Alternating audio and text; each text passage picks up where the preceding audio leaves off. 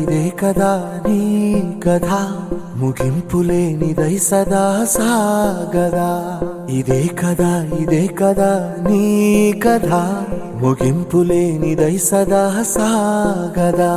నీ కంటి రెప్పలంచున మనస్సు నిండి పొంగిన ఓ నీటి బిందువే కదా నువ్వెతుకుతున్న సంపద ఒక్కొక్క జ్ఞాపకానికి 100 ఏళ్ల ఆయువుందిగా ఇంకెన్ని ముందు వేచనో అవన్నీ వెతుకుతూ పదా మనుష్యులందు నీ కథ మహర్షిలాగా సాగదా